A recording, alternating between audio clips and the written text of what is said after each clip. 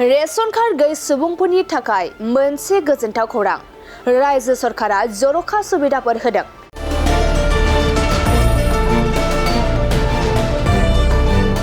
आसामनि हायुं बारलांनाय खामानि मावग्राफोरनो मुलाम्फा होनाय जादों। नंगौ, रेशन कार्ड गैयै सुबुंफोरनि थाखाय मोनसे गोजोनथाव खौरां लानानै फैदों। नोंथांनाव रेशन कार्ड गैया नामा?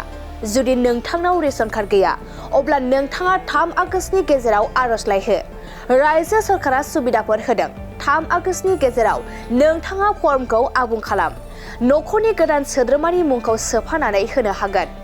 4 लाख रांनि खमसिन बोसोरारि आय थानाय सुबुंफोरा आर'ज गाबनो हागोन। आरो नोंथाङा रेबथुमनायनि थाखाय isram.gov.in आव लगइन खालाम।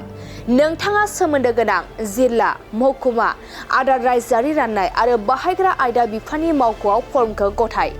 बे फोसावथायखौ आसाम सोरखारा फोसावदों।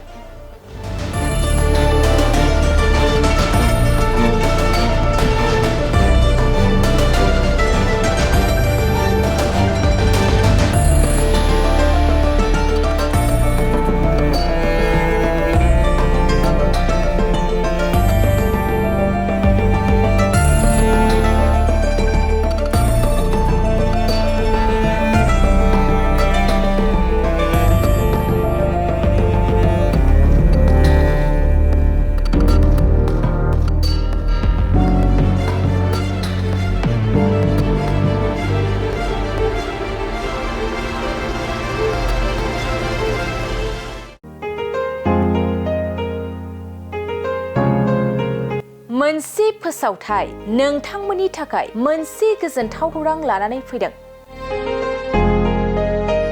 अदालगुरि जिल्लानि सिङाव थानाय डिमाकुसि बरंगाजुलिनि पिपल हलियाव लानानै फैदों नोंथांमोननो लेब्रा मुंनि गंसे गोदान रिजर्ट। नोंथांमोना बे लेब्रा मुंनि गंसे गोदान रिजर्टखौ तामुलपुर रडनिफ्राय फैब्ला सुख्लाय ब्रिजनि आगदा आरो अदालगुरि रडनिफ्राय फैब्ला सुख्लाय ब्रिजनि सिगाङाव आगसिथिंजाय मोननो हागोन। लेब्रा मुंनि गंसे गोदान रिजर्टआ नोंथांमोननो गोसोबायदि सुबिदा खालामनानै होनाय जादों। नोंथांमोना बे लेब्रा रिजर्टआव बर'नि गासै जाग्रा जामुंखौनो मोननो हानायजों लोगोसे बेवहाय नोंथांनि सुबिदा बायदि अर्डार खालामनानै जानो हागोन। जुदि नोंथांमोना तामुलपुरनिफ्राय अदालगुरिसिम थांनाय समाव ओंखामजों लोगोसे बायदिसिना जालांनो गोसो दंब्ला नैबे 8638879656 जानबुं नम्बराव कल खालामनानै सिगांग्रो अर्डार खालामहरनो हागोन।